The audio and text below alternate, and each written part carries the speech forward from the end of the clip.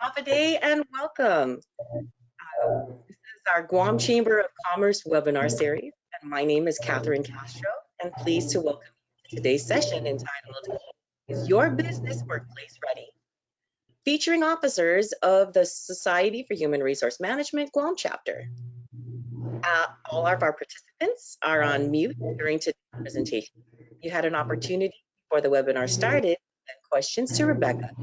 If new questions come up, please feel free to send them via the question feature, which is located at the right corner of your screen.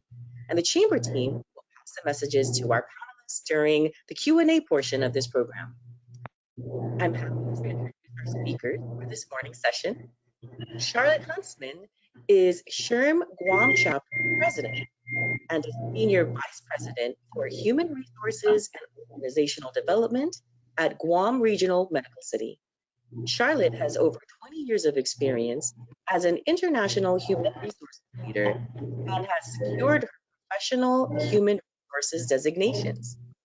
Her work experience has spanned from the Middle East, Oman, Dubai, Abu Dhabi, Southeast Asia, Indonesia, and South Korea, to the United States and back to her hometown of Guam.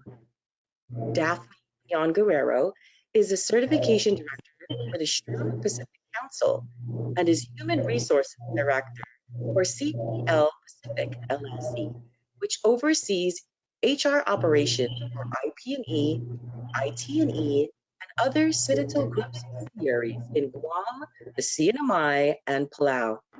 He also serves as an adjunct professor at the University of Guam, where she teaches a course in compensation benefits and performance management to senior level undergraduate students. So let's get to it. Welcome, Charlotte and Daphne. Thank you. Thanks, Hello, and Chamber, and thank you for those that are listening in on this this virtual presentation. So we'll get right to it. Is your business ready for a return to the workplace? I hope so. Let me tell you a little bit about who we are. So again, thank you, Catherine, for that lovely introduction. But let me tell you a little bit about SHRM, the SHRM Guam chapter. We're part of the SHRM National, where we are founded. SHRM National was founded in 1948, and it's the world's largest HR membership organization. We have over close to 300,000 members in over 165 countries, and more than 575 affiliated chapters within the US, in China, India, and UAE. The SHRM Guam chapter is a volunteer organization, of course, and we were founded in 1990, and we were originally called the Western Pacific Human Resource Association, and was later changed to SHRM Guam chapter. We have 12 board members, and that's not to include our Pacific Council, which Daphne is part of. And the State Council Director is the Pacific Council, and it oversees Guam and the CNMI. We have a Council Certification Director, which Daphne heads, and we have 220 members going strong and growing. Sorry. Our purpose and our commitment is to promote the continued professional development and awareness of all human resources issues to its members, and to continue the professional development and maintain awareness on labor matters with their chapter members. We do this by providing network opportunities. We expand our knowledge, skills, and abilities with training sessions such as this, and our volunteer opportunities to enhance our leadership skills. How do we do this? We normally have a monthly breakfast session. Of course, during this pandemic, we've stopped it. Our last one was in March of this year. And soon we'll hopefully have some virtual sessions coming along. We do love to do our partnerships with Chamber and other professional organizations out there. We conduct training. We have certification classes for the SHRM-CP and SCP. And we normally have our annual conference, which this year, unfortunately, will probably be canceled due to this pandemic. We just don't know where we're going to be at. But yes, so that's who SHRM is. So let's go on to how are you planning for the return to work, and what we call the new world of work, right? Returning employees to the workplace during and after this COVID-19 pandemic won't be as simple as just announcing a reopening and return to the workplace. You can't carry business as usual. This is really the new world of work. Not only will many workplaces be altered initially, but some changes may be long-term, even beyond the imagined finish line of a widely available vaccine or treatment. Yes.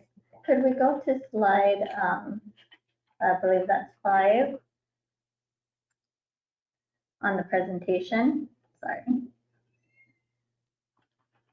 So what we're going to do is we, SHRM National, and we align with them, is we've identified several key issues that most businesses will need to understand and start preparing for when they return to work. If your employees have returned, employers should also consider implementing some of these plans immediately. Next slide.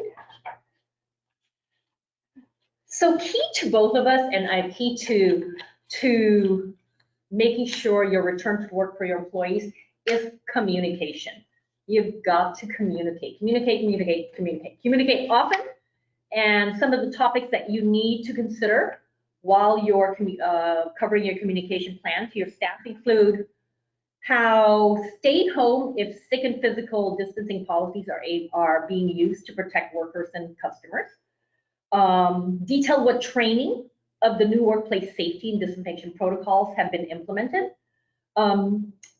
Have exposure and response communications ready to go on any of those affected employees and customers. Have your media communications ready to release on topics such as return to work timetables, safety protections in place, and now also a company supporting workers and customers.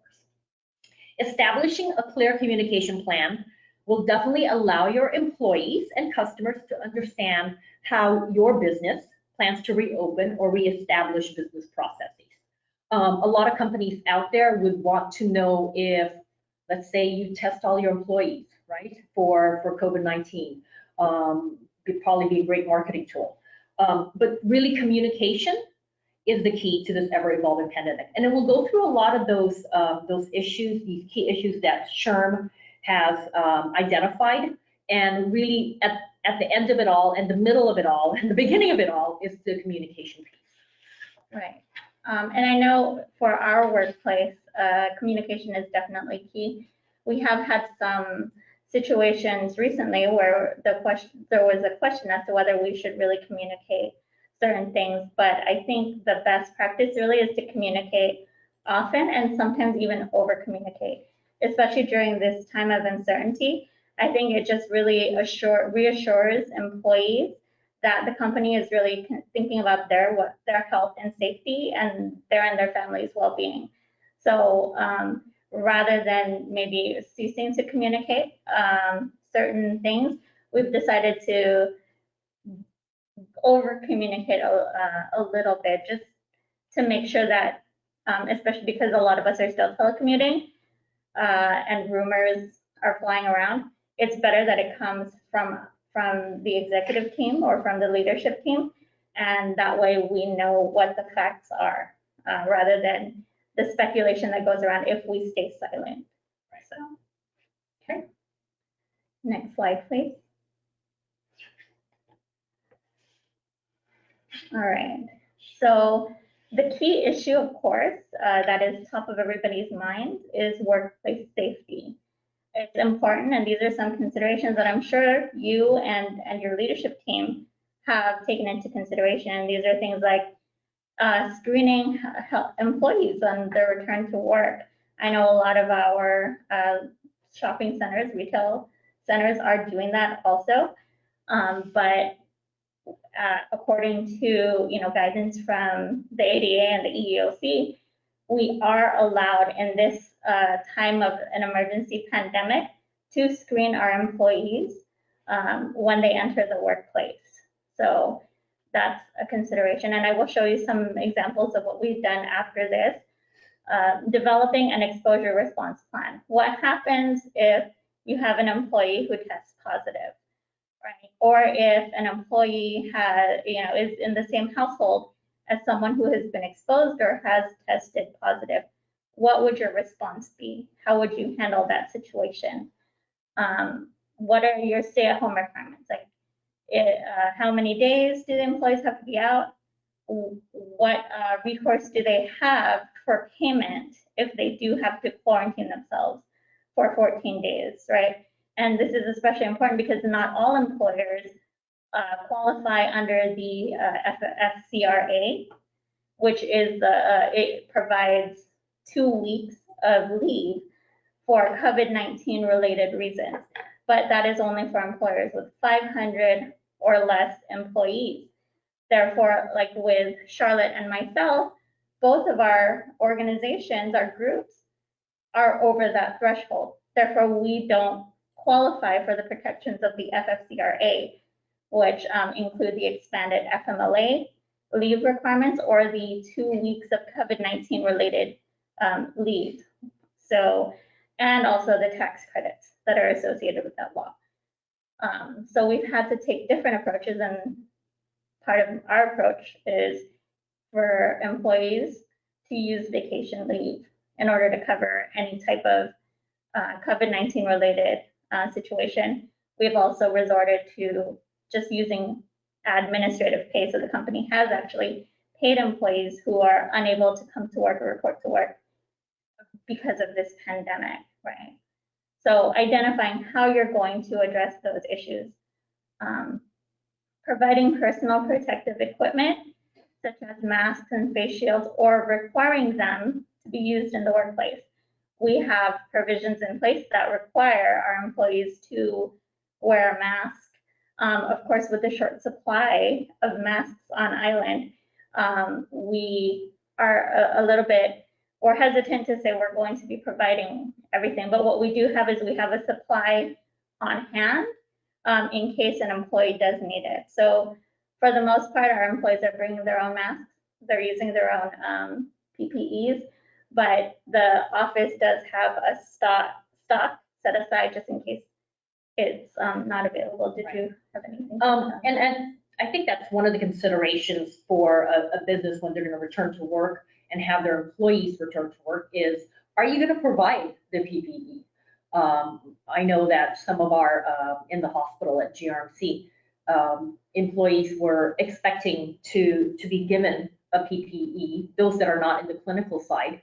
And like Daphne was saying, the masks are in short supply.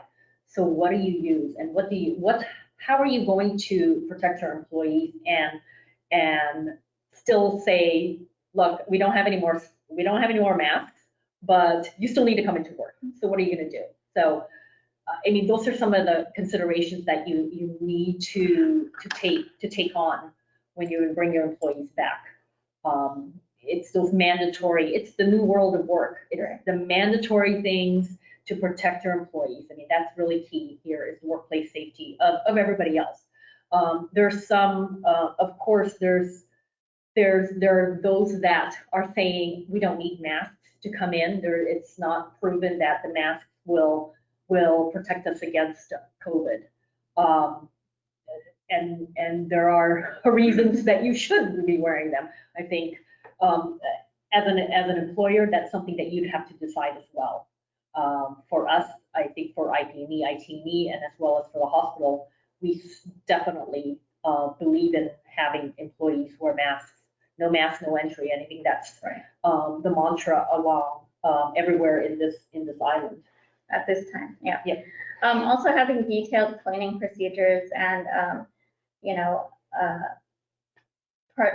procuring ongoing supplies. I know that is also in short supply right now. There isn't a lot of disinfectants in the market, of course. So in the early stages of this pandemic, we've had to resort to utilizing bleach. We diluted the bleach and created it with water, created our own disinfecting solution so that we can sanitize our workplaces. We have also, so on top of that, of course, we've also increased the frequency of cleaning within our buildings. We've briefed the janitorial staff about, what cleaners to use, what areas to clean, and how often to do so, and make sure that they're aware. And if there are any incidents where an employee is sick, we have had some of those cases where an employee is known to be sick, whether of course they've tested positive or not, and more than likely it was not coronavirus, but we have brought in external cleaners to do a thorough deep cleaning in the office space, just to reassure employees and make sure that the workplace is safe for entry. But definitely having that cleaning process and procedures in place, and utilizing the proper sanitizing equipment to be used in the workspace. And then also establishing physical distancing measures, right, within the workplace. So our first response to that, of course, is to encourage telecommuting. And I know that many businesses may not have been prepared for that at the start of this pandemic, but now it's kind of the new normal, it's required. So for our operations, what we've done is, if your position is able to telecommute, that is our first option, is to telecommute. And we also have, and I'll show you a little bit later, a schedule of when people come into the office. We've also taken a look at the capacity of the space. So we're looking at the building, right? How many people can this building hold, right, reasonably or safely? And then what we've done is said, okay, during this time period, and we've tied it to the condition of readiness. So pandemic condition of readiness 1, 2, 3, 4. This is the maximum capacity that we will have in the office at any given time. So since we are in core 1, we're operating at maybe 25% of actual capacity. And that's been identified in our return to work guidelines, like who is going to be reporting to the office. And then what happens if we move to P core 2, right? What will that capacity be at that point? So that's been identified for, especially for IP&D, where it's tied to the governor's declaration of the condition of readiness, and it's also tied to the capacity that the building can hold. So, and I'll show you how we've done that. I wanted to add, at the hospital, of course, we never left the hospital. Yeah. So we always had all these, all of our employees were all at work. There were absolutely some doing remote work that weren't frontliners, if you will. But bringing back everybody was definitely a challenge, because when people, if you look at social distancing, we're not used to that in this island, right? We see somebody and we want to give them a hug. We want to, because we haven't seen them in 2 months or whatever it may be. You definitely need to be, as an employer, definitely need to be diligent about the social distancing. It's really, really, really, really important that is part of what you need to do, and what you need, and the communication that you need to give to your employees. At the hospital as well, and I think in IP&E and IT&E, and hopefully in your in your workplaces, providing hand sanitizers in high traffic areas is a must, right? Right. So it's important that you make that available for employees. Again, as I said earlier, what are you as an employee going to require? I'm going to provide to your employees when they return? Are you going to provide those hand sanitizers? Are you going to require them to bring their own personal hand sanitizers? So that's something that we can't answer for you. That's something that you need to, of course, balance out your budget and balance out what you can afford to do, versus whether you want all your employees to come back.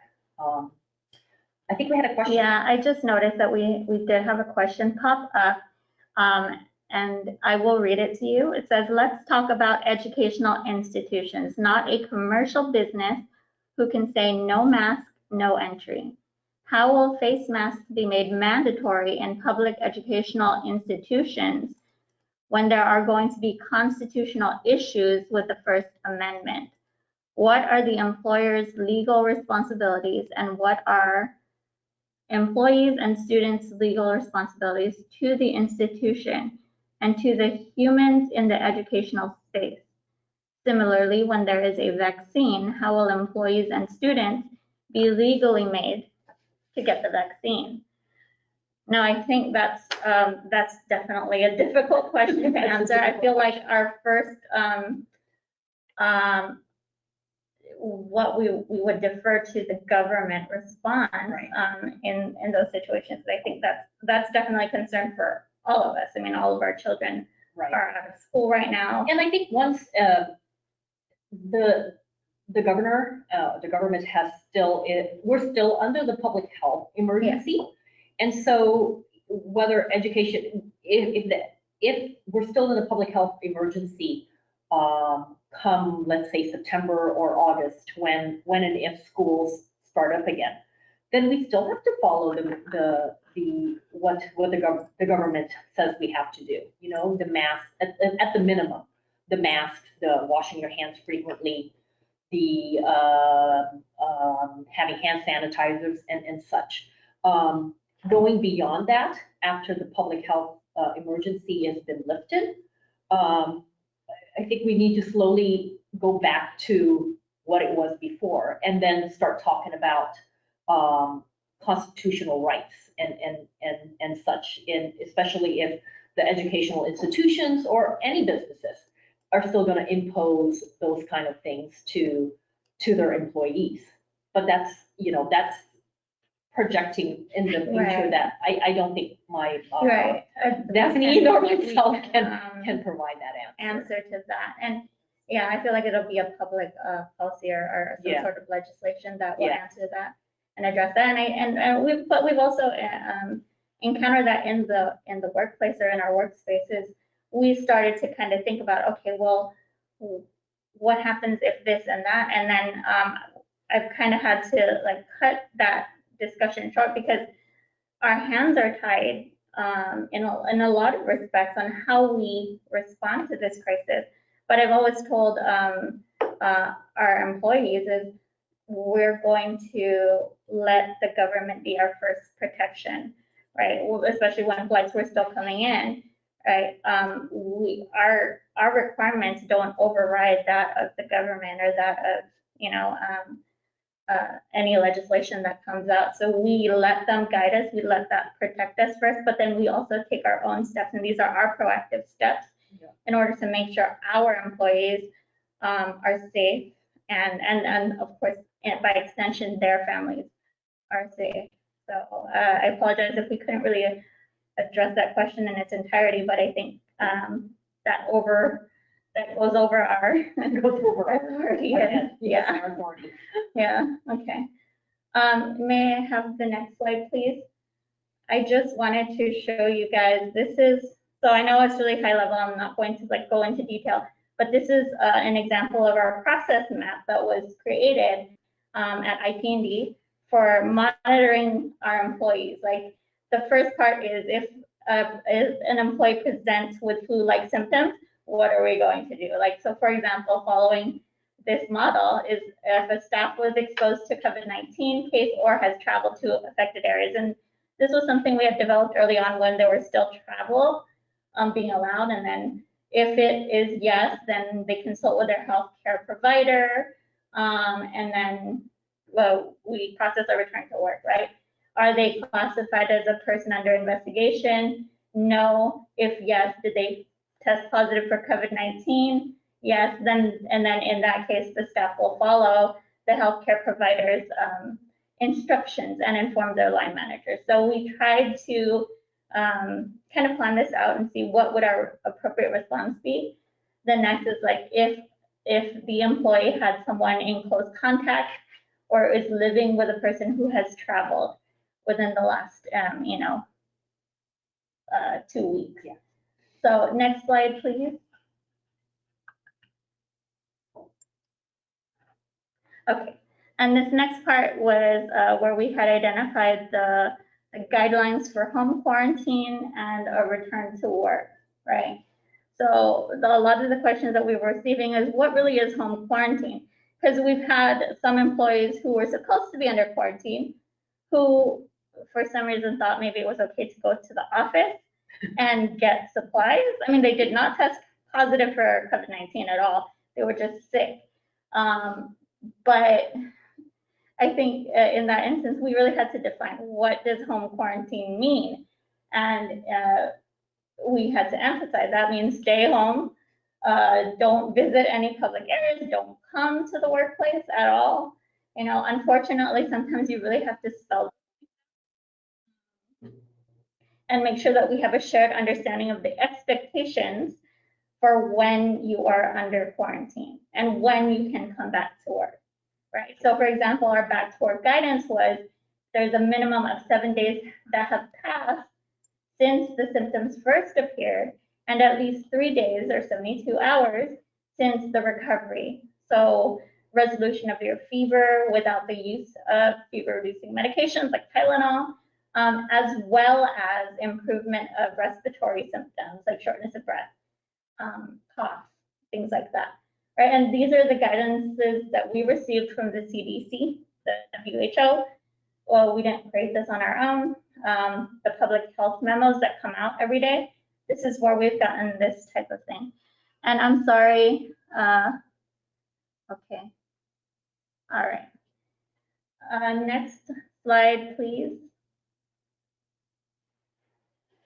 Okay, and this is our response for monitoring someone with a positive case of COVID-19, right? So it involves disinfection of the workplace, self-monitoring by the line manager, things like that, and when they can actually return to work.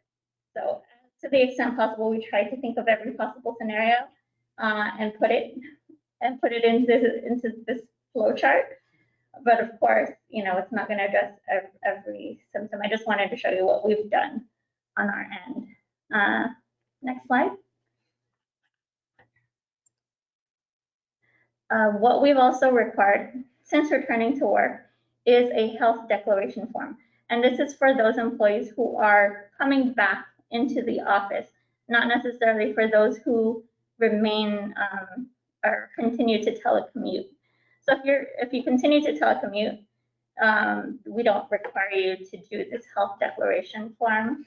But if you are coming back into the office, we have established this health declaration form just to ensure, you know, that you are okay to come back to work. Have you been exposed? And if we ask questions like, have you been exposed to anyone with COVID-19? Do you have any of the following symptoms within the last 24 hours? So, and then in that case, this information just flows into HR. It's housed in their medical folder, right? Nobody else sees this.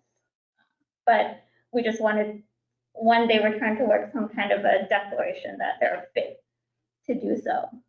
Okay. And then the next slide. Okay.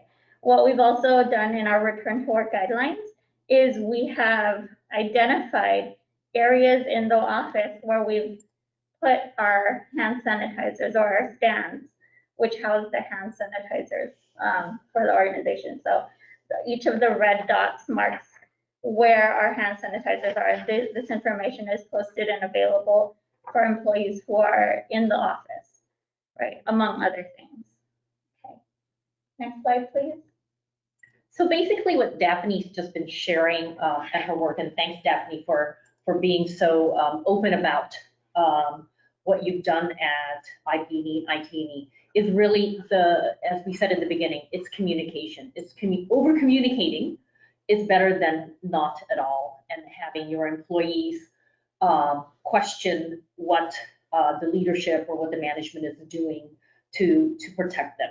So all of this that she's doing, and it may not be in as great detail as what Daphne has done for her organization, but even just to, if you're not going to do flow charts, or if you're not going to show them where hand sanitizers are going to be, at least, have a meeting with your staff and let them know communication is really, really the key to make sure that your employees feel safe coming back to work.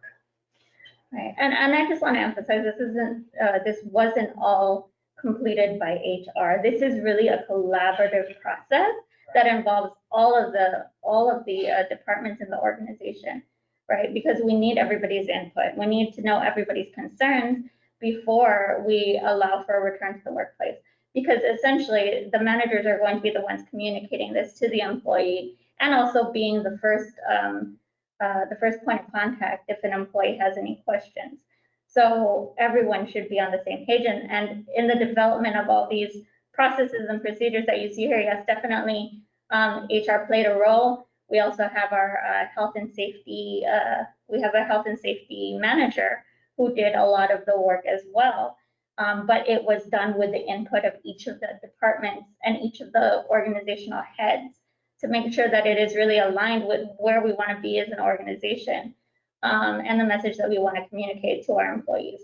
So we felt that putting these guidelines together would really reassure employees, because one of the biggest challenges is people are afraid to come back to work. And one of the ways that we've addressed that is to say, well, I understand this is the situation that we're in, but this is what we're doing as a company to make sure that your return to work is going to be safe and that we're taking the precautions that are necessary in order to make sure that you remain healthy and well, and that by extension your family does too. So it's not just an HR thing. It has to be a company-wide effort and involvement in order for this to be successful and in order for this to be upheld and remain consistent and protect our employees. Okay. So continuing on to workplace safety, there is a restriction of business travel. I don't think anyone at this point is sending any employees out at this time, but essential travel only.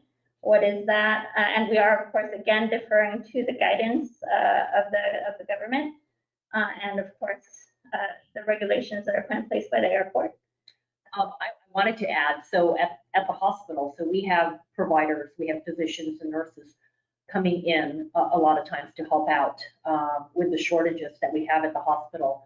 And at one point in time, we were, the government was just allowing for a letter saying that these physicians or nurses or essential to the hospital operations and to helping out with COVID-19.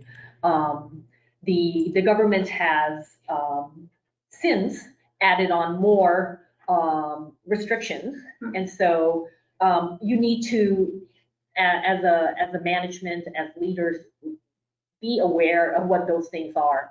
I think 2 weeks ago, on May 7th, the government added on a restriction of the director of public health needed to have, we needed to have a letter from her for these new providers that are coming on board, that are coming from the US or wherever it may be, mostly from the US, of course.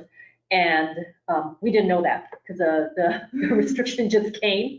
And so our physicians and nurses that were coming were actually quarantined and scrambling to find out how can we get them out, and realize that there was this new restriction and new requirements, not restriction, but requirement by the government. So keep your eyes and ears open. There's always these new things that do come up.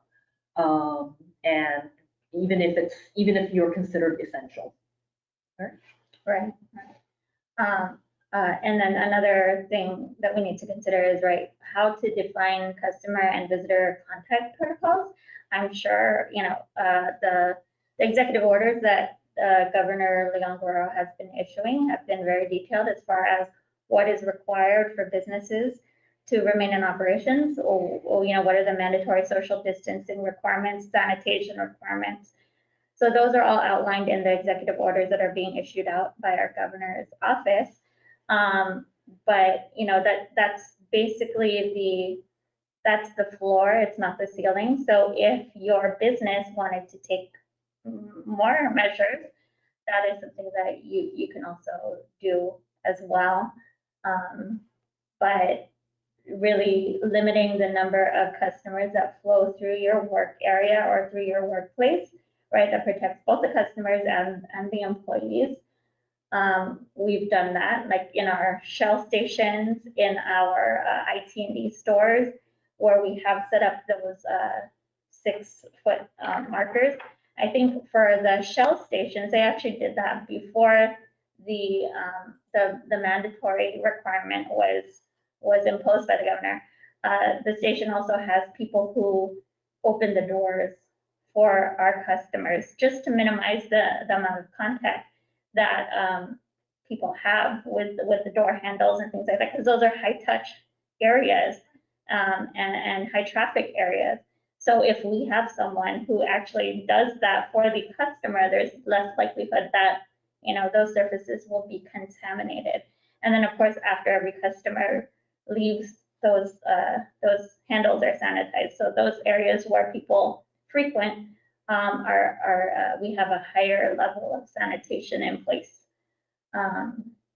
No handshake greetings. I know that's very difficult, especially in our culture and in the workplaces that we've been accustomed to here in Guam, right? It's very common for people to greet each other with a hug, with a kiss, at the least a handshake, right? But now we have such a new way of working. I can't even hug.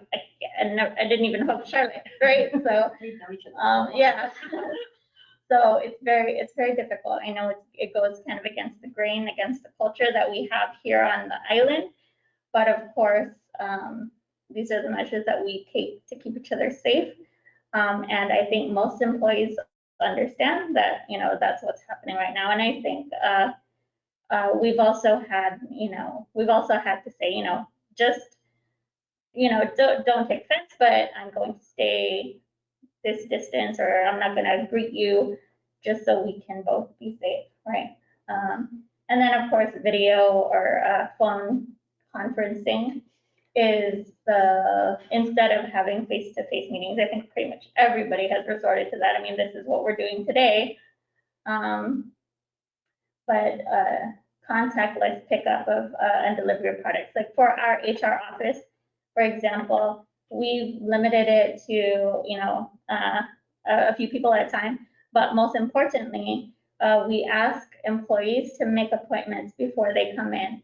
And I think if your business has been impacted either by reduced hours or furloughs during this time period, what we have coming up while we're waiting for the Department of Labor to open up the PUA application process, they've asked employers to actually help their employees who are impacted by helping them to fill out their unemployment applications.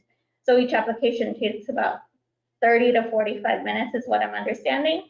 Not available yet, probably within the next couple of weeks, but we're readying ourselves for that too. And if you as an employer are impacted and are expecting or have registered with the Department of Labor, I think maybe that, you know, it would be in your best interest. There are the local or the community centers are being set up to assist these impacted employees as well. But as an employer, you can also take proactive measures to help your own impacted employees in completing the paperwork. So that's what we've done. We've set up 2 self-service computers at our office here in HR, and we're having impacted employees make appointments in order to fill out their application. So we're already taking appointments for that right now, because we do have impacted employees, whether they be reduction in hours that brought them below the $345 threshold, or we have actually furloughed employees. And we have had to, unfortunately, do that for some of our front-facing roles, right? And I'm sure that your organizations have been similarly impacted. So being able to support our employees who are impacted during this time, but also doing it in a safe manner. And then lastly, of course, is complying with record keeping and retention requirements and reporting obligations. So those are important as well, like identifying which staff are most at risk of transmission and then maybe identifying what are the hazards or the pathways to that hazard, and also what are the mitigating measures that we can take in order to address that. So I will show you again a few examples of what we've done in the workplace.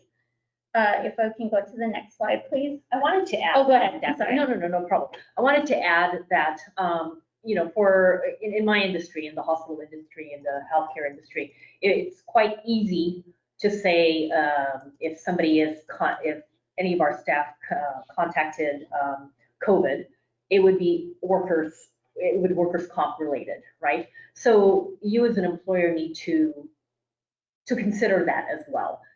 So I mean, like in Daphne's case with the Shell group, they're in contact with, you know, they're essential employees, so they're in contact with customers all the time, and we don't know who those customers connected with. So if they got sick, Daphne, would you have considered them? Would it be a workers' comp issue?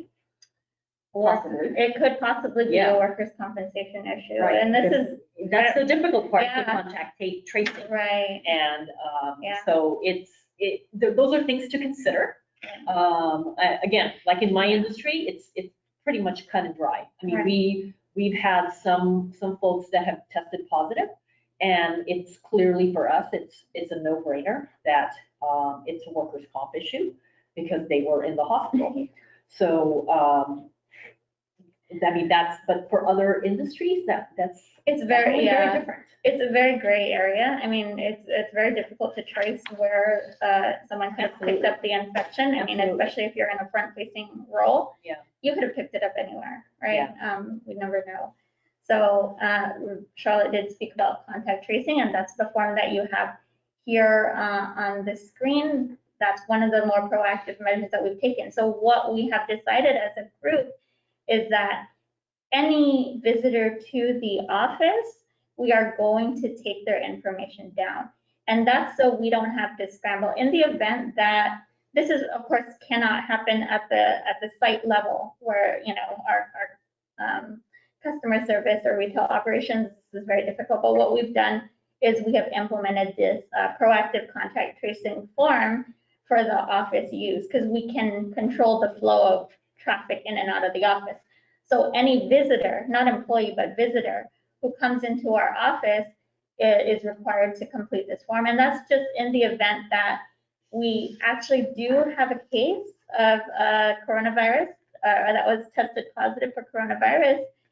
We then have a repository, we have this record to say, okay, who was at the office during this day and time? And that will definitely help with the public health with contact tracing. So we know exactly who was there at what time, what date, and then we would be able to actually get them the information sooner than if we had to really, you know, we weren't taking this down and saying, okay, well, who was in the office at this time? You know, memory is not a very reliable source. So in this way, we were more proactive in making sure that any visitor to the office, we have their information. And in the event that there is a positive case, we would be able to contact them right away and say, hey, just give you a heads up, this is what happened, right? Okay. Next slide, please. When we're talking about hazard pathways, this is just a snippet of what was identified, where we identify the hazard pathway. That's the first column, right? Person-to-person transmission by an employee or a third party. What is the control measure, right? We're eliminating that risk by working from home, by not having any face-to-face meetings or not having any face-to-face training. And then on the last column, we have who's accountable for this action. And for that first example, in elimination, that's all staff. All staff are accountable to uphold these preventive measures. Right, then we have replace or reduce, apply social distancing, our flexible work schedule, and limiting contact for less than 10 minutes at a time. So that was also something that we had identified, like especially if we had to have a face-to-face meeting in that event, try to the extent possible limit that contact to 10 minutes, because what they found, of course, when the transmission of coronavirus is it's not just, you know, being in contact with someone who is infected, but being in prolonged contact with that person. So the longer you're exposed to the virus, the more likely you are to actually become infected with the virus. The virus will have an ability to, you know, plant itself in your system, whatever. But yeah, so limiting contact, limiting the frequency of the contact and the duration of the contact is important. Right? Okay, and if we can go to the next slide, please.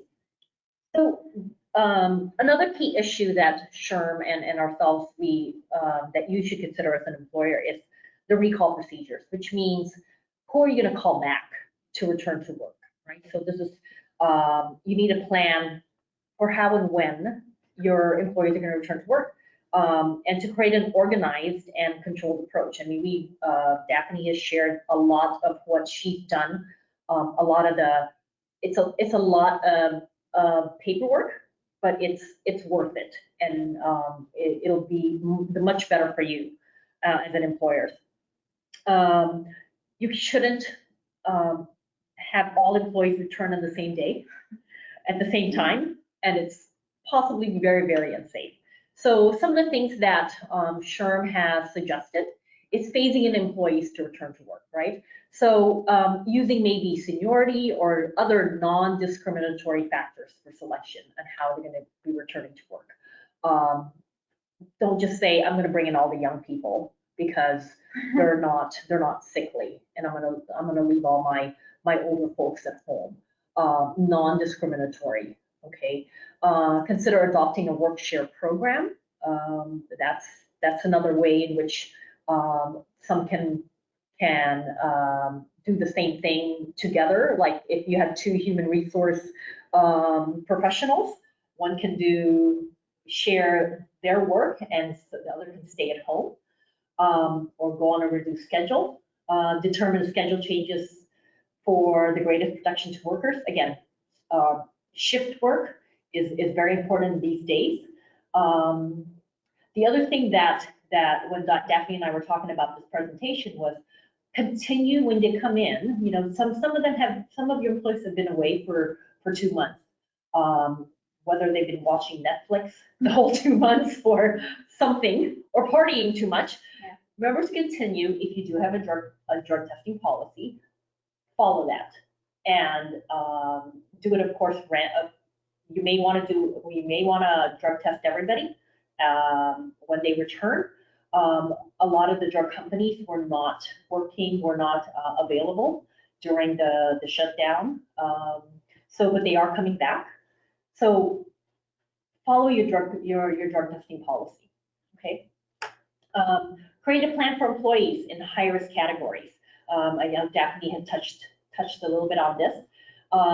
Consider them, again, if they were working remotely, maybe consider them to work remotely still until they feel comfortable to return to work. Determine increased measures to protect them from working on site. Like we had shared, you know, the face masks, the hand sanitizers, all that information must be communicated and let them know that when they come into work, they'll be safe. And yeah, so now that we have unemployment, you may want to notify if an employee does not want to come back to work, they won't be eligible for the unemployment benefits, right?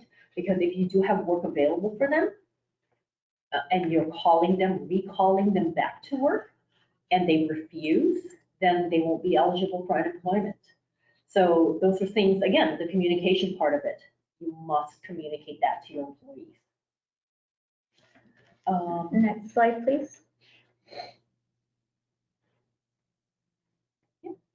Yeah. Unwavering, yeah. Employees who are unable or unwilling to return to work. So I'm sure you'll come across some employees who don't want to come to work, don't want to come into work because they feel very unsafe. And this is where we were talking about in the very first slide, communicate your plans. This is, if you haven't done this already, this is a must, because you'll get employees who are fearful of coming back to work. They don't want to I'm coming in too many in close contact with customers, and I don't know where they've been, which is very true. I work in a hospital. I don't want to come in or whatever. You need to communicate what those safety measures you've taken, so that they feel comfortable coming back to work. Right.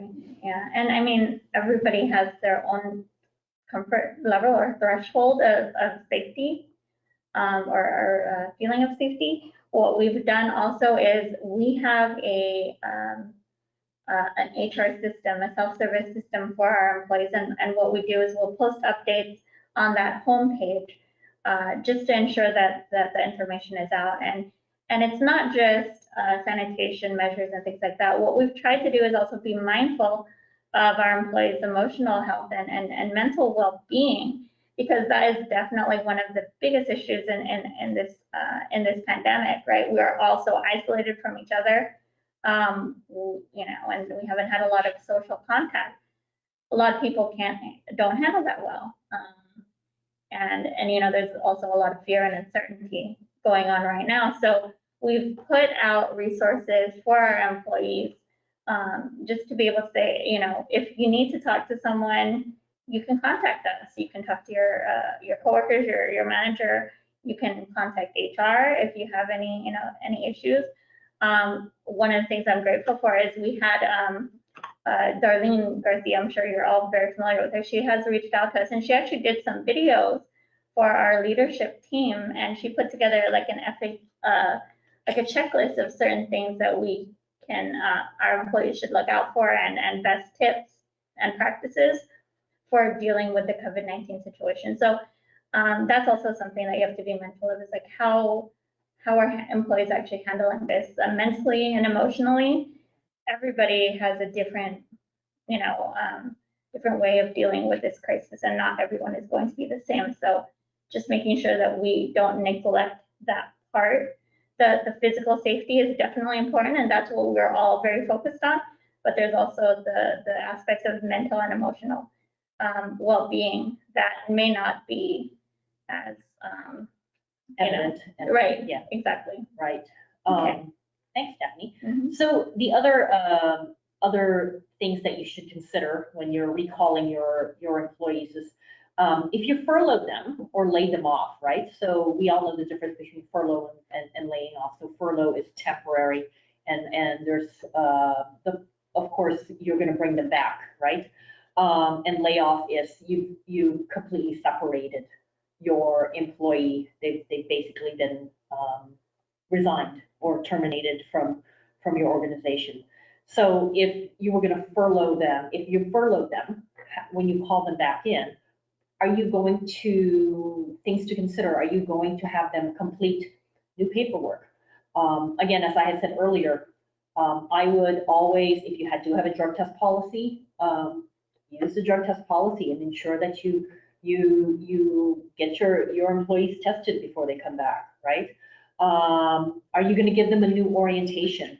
For my organization, if somebody hasn't been working for us for 3 months, they go through the whole process again. Things could change, right? So do you do a full or adjusted orientation, or you just give them the new policies, which we'll go through in a little bit. I-9 issues. So what do we do? So Homeland Security has lessened their strictness with I-9. So be in touch with what Homeland Security is doing as well. Daphne and I did look at their website, and still, if you do have employees under a work visa, if their work visa has expired, they have to go. They have to go, period. I think there's no question about that.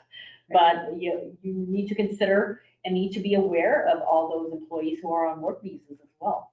Right? I think there was a question. Yep. Yes, there is a question that has just come in, and that is, can you provide more discussion on what to do for staff that cannot come back to work but are called back to work due to family obligation not related to COVID-19. Yes, so like babysitting, we get this a lot. There's no, daycare is not available, or I do have a sickly family member, not of COVID, but sickly, and nobody can take care of them. What are you going to do? Right, depending on the issue too, right? If it is a family obligation, is it a medical situation? Because then the provisions of the Fmla are still going to apply, and we would handle that as we normally would. Right. But if you're a small employer, then, then you're not eligible for Yeah. FMLA, right? Under 20 employees. Yeah, under 20 employees. However, just a suggestion, and this is not a legal advice because we're not lawyers, is if you're an employer with those kinds of issues and less than 20, at this time, I would be using the flexibility and adaptability. As Daphne had said, this is, their mental health, and is probably one of the biggest issues is their mental health, and having to worry about family members who are sick is one that can really put somebody on the edge. So adaptability, a little bit of flexibility, even if you're not eligible for FMLA,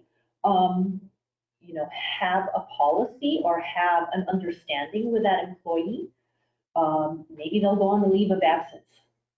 Right. A follow-up to that question is, if it's not related to COVID, then an employer can terminate the employee. Is that correct? In that instance, we would recommend that you just follow your normal, your standard protocol. Yep. Like if in the past, this type of behavior has resulted in a termination or in a suspension, right? Then we would expect that you would uphold that same action, right? It's based on the precedents that you've set as an employer from past practice. So we are encouraging, you kind of do have to be more flexible during this time because of the situation that we are in. However, if it is behavior that is unrelated to COVID, in the past, this is what you've done to address this situation, then by all means, you're right. If it is within their legal, within the realms of employment law, right? Notwithstanding, you can continue to take the action that you've taken in the past. This situation doesn't in any way prevent you from continuing to be a good employer and continuing to expect performance from your employees. Right. But be very clear when you terminate that person, that has nothing to do with COVID. It really is, as Daphne has alluded to, it's behaviors, past behaviors that you continue to see even during this pandemic, right? Yeah. So if you would have disciplined the employee pre-COVID in this way, then there's nothing that would stop you from doing the same thing right now. Yeah, as long as it's within the parameters of the law, right? And not discriminatory. Yeah. Great. All right. Can we go on to the next slide? Next slide, please. Okay, this was just an example that I put out. This is our flexible work arrangements that we established for the office, identifying the days of the week for each of the departments. And this is because, first of all, we severely limited the number of employees who are going to be in the office. This is for IP&D. And then said, okay, these are the functions that are going to be reporting, and these are the people that need to report to the office. So we've actually identified days and times for them to report. I blacked out the middle because those are actual employee names. I didn't think that was appropriate to share, but for each of those functions, we have identified, these are the staff. When are they going to be present? What is the frequency that they're going to be in the office? This is definitely more for pandemic condition of readiness 1, where we have a very limited number of employees on site. Thought it was an earthquake, but yeah. So this is just an example of the flexible work arrangements that we have established for IP&D. And again, as Daphne has so clearly stated to her staff, it's once again communicated. And this is a schedule that's been sent out to all the staff members, whether it be posted on their self-service for HRIS or has been emailed out. So again, we always go back to the communication part, and that's really, really key in ensuring your staff safety. Yeah. Next slide, please. Here we have the office occupancy guide. So it's just sort of a continuation of that. Who is going to be in the office? What are, what is the capacity? What was it before and what is it now? Yeah, our health and safety team definitely outdid themselves with putting this stuff together. It's so very detailed, but sometimes you need that level of detail, and they really took great measure to make sure that employees are ensuring that they are socially distant in the workplace, and also that we're not putting too many people in the office at the same time. I wanted to add, so what we did at the hospital, so there are a lot of, and I'm looking at the cubicles portion, and there's a lot of us that have cubicles, and we share cubicles or right in front of each other, be it the cubicles, it's just eye level. What we've implemented is putting plexiglass, so it's not a very expensive way to put a barrier between your employees. So if you need them to work, let's say, all at the same time, or if your offices are too small, the plexiglass would be a great way to do that. Let's go to the next slide, please. So another key issue that SHRM has put out is to consider your employee benefits.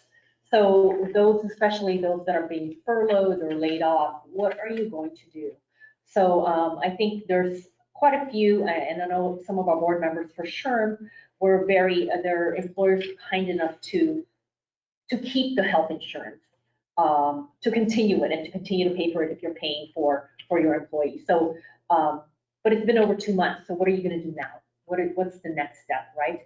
How are you going to determine eligibility?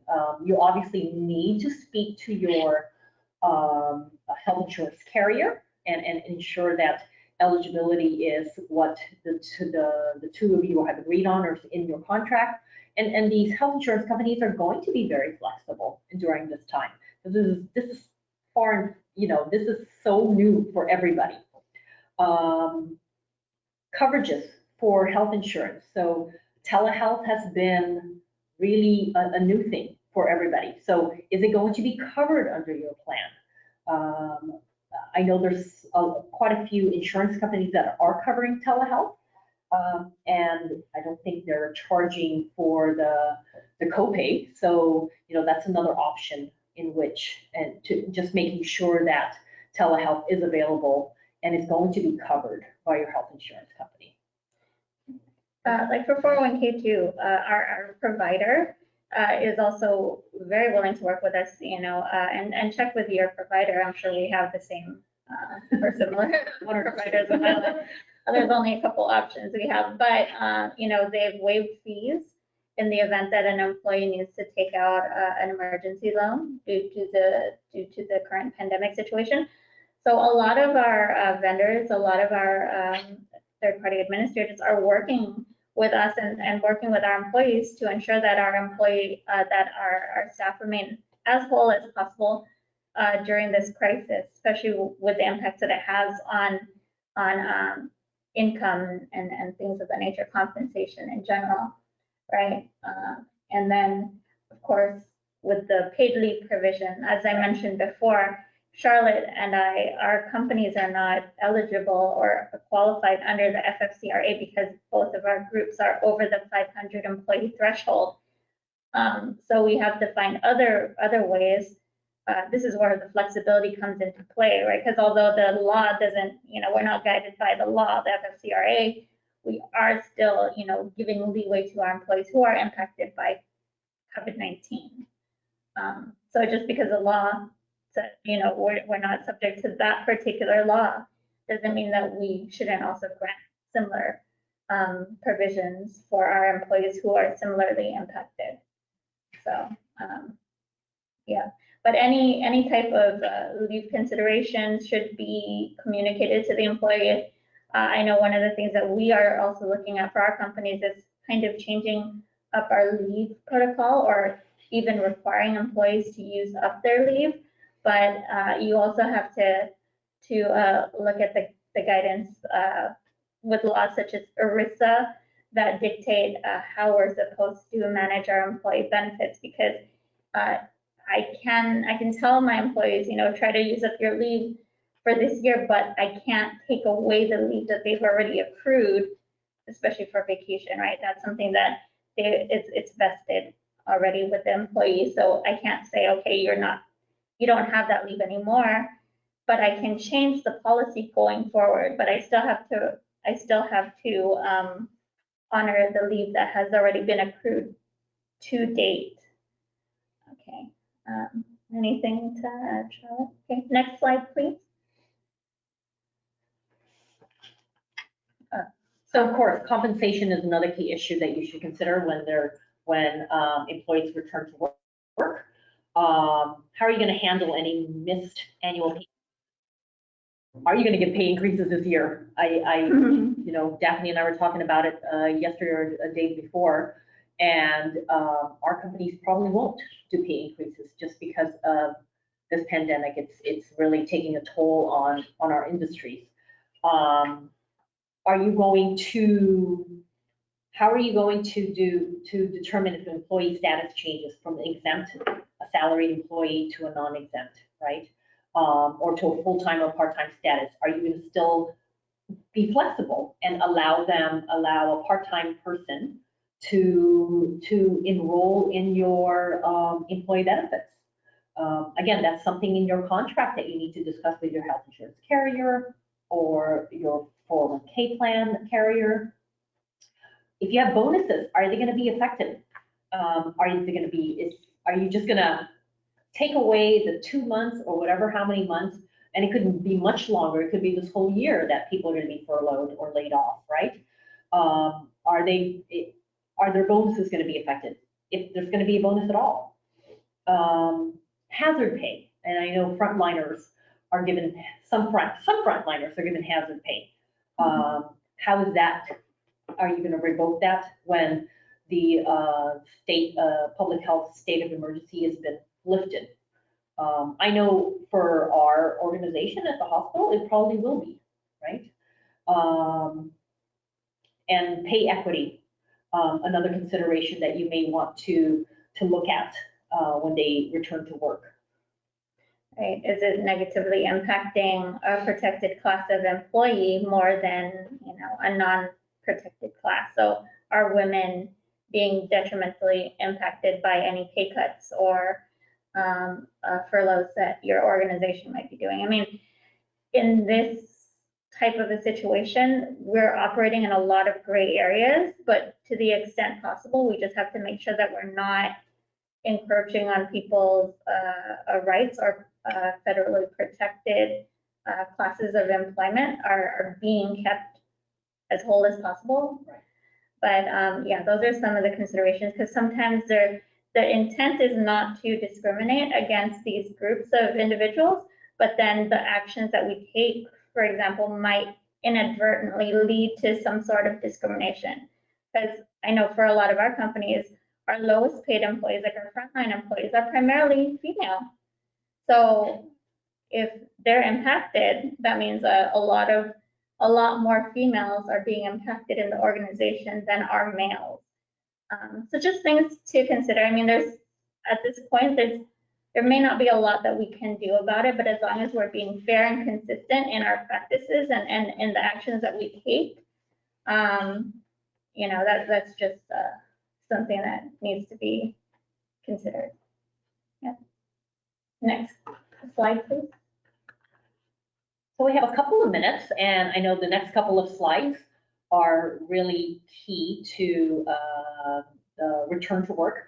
So this next one is remote work, and we talked about this, and this is the answer to a lot of our organizations and keeping our employees employed, right? So are you going to continue to allow people to remotely work, especially if your offices are not equipped to have all of them come in at the same time? You know, we talked about shift work, we talked about staggering work weeks. So with those ways, you do need to have them work remotely. So now working remotely, you know, we were kind of dumped into working remotely. A lot of our companies don't, right? You need to consider, are there offices at their homes? Are they equipped? Because you need to consider those things. Do they have chairs that are equipped for them to be working on an 8-hour day? Or are they just lounging and hunched over, and now they're going to have workers' comp issues, now back issues? So you have to consider those things as well.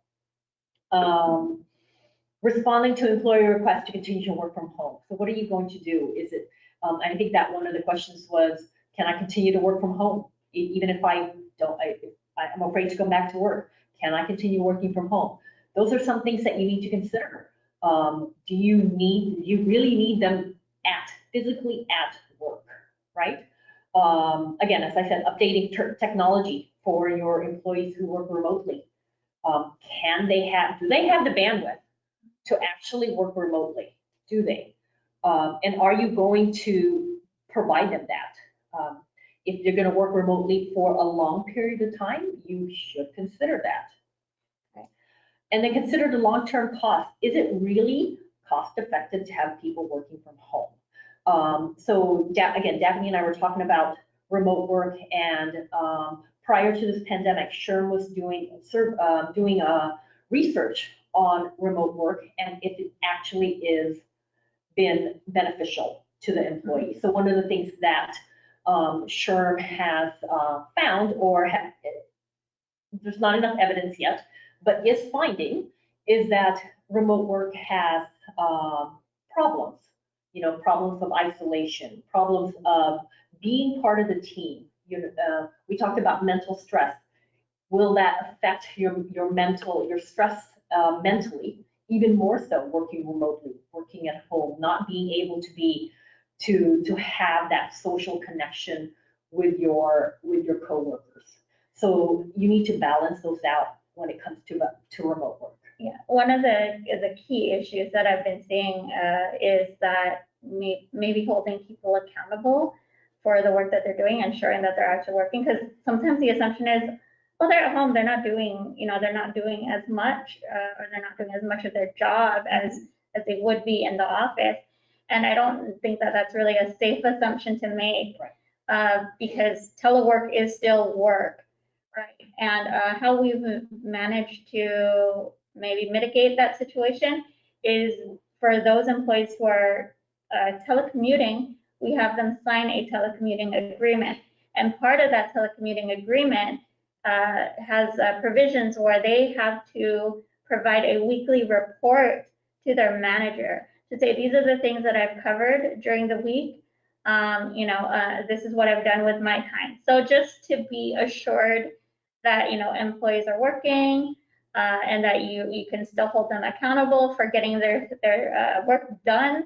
That's something that you can do as well. The SHRM national website has some really good resources for telecommuting agreements, and that's what our companies have based our telecommuting agreements off of. So it's definitely there, and I think we also have to talk to our managers and make sure that they understand. Just because a person is working from home doesn't mean that they're less productive. I know in my case, I feel like sometimes I can be more productive because there's not as much of a disruption of people coming into the office and wanting to talk to me, right? When I'm at home, I can definitely focus. That's not always the case for everybody, but it's not safe to make an assumption that employees are being less productive at home. And there are ways that we can hold people accountable while they're telecommuting. So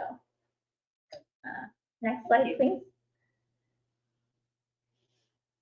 And of course, one of the things that the Chamber and SHRM Chambers asked us to talk about today was just some of the policy changes that you need to consider during this pandemic. And if you're going to continue these policies, and if you need to write them down, are they going to be temporary, or are they going to be moving forward, or be part of your main policy that says if there is any pandemic or any natural disaster that goes on, these new policies will then supersede your old ones, right? So some of these policies to consider changing, of course, the paid leave, especially if you are eligible for the FFCRA, that'll go away after this pandemic, but any other regulatory things. Employees like to see things in writing, right? I want to see things in writing. I want to know what it actually means. Attendance policies. Are you going to be a little more laxed about the attendance policies? I know we talked about, I think that was the question from one of our listeners today. Are you going to be very stern about your attendance policy? If you don't come into work, or am I going to fire you if you just don't want to come into work at all? Time off request procedures are consider changing some of those things.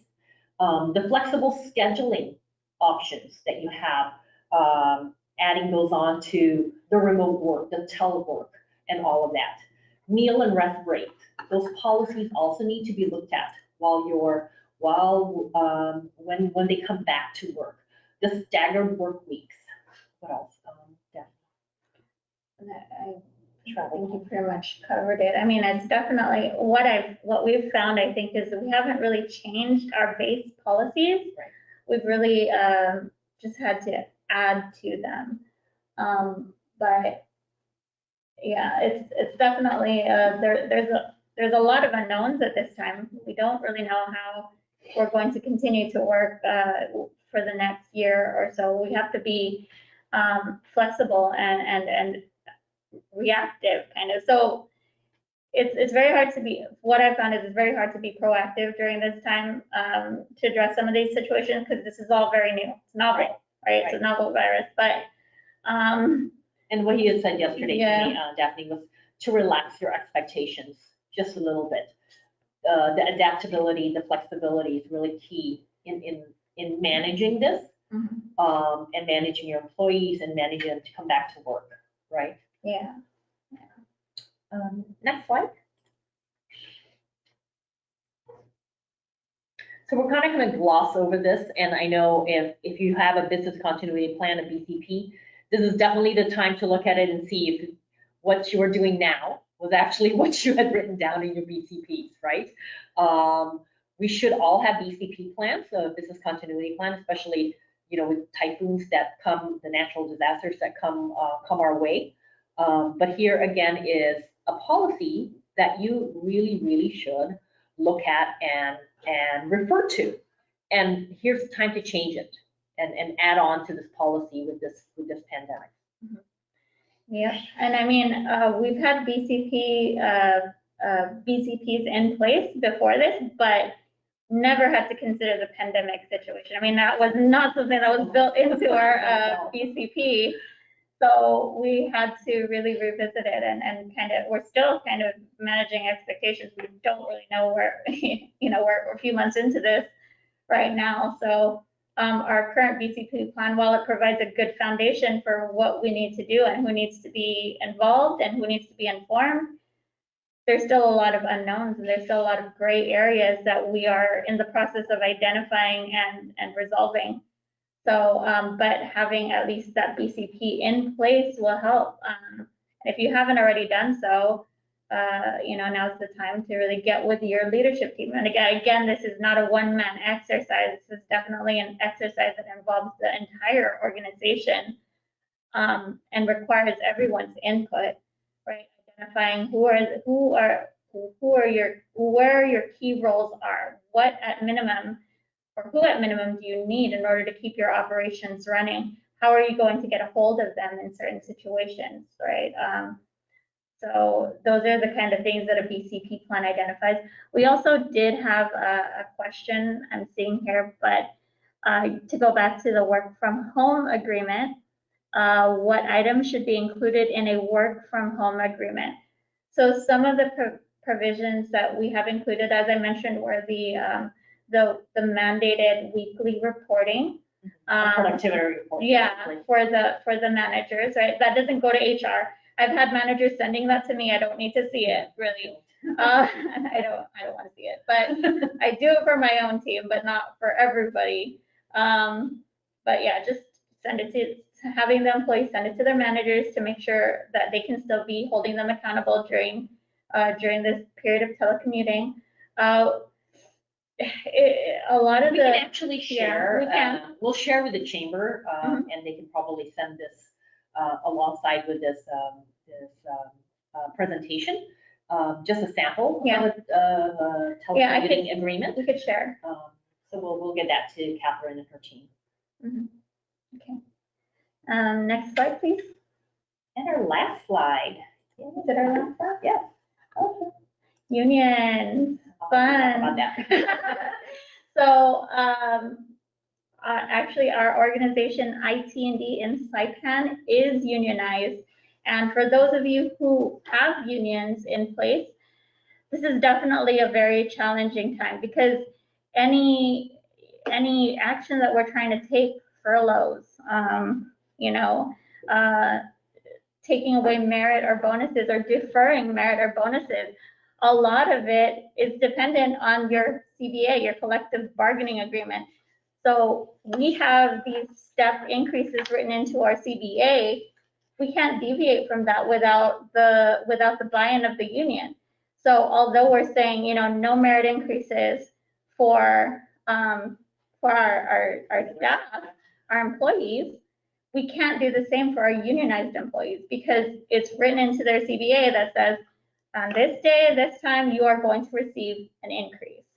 So if you are part of that, a company that does have a union in place, you still have to abide by your CBA.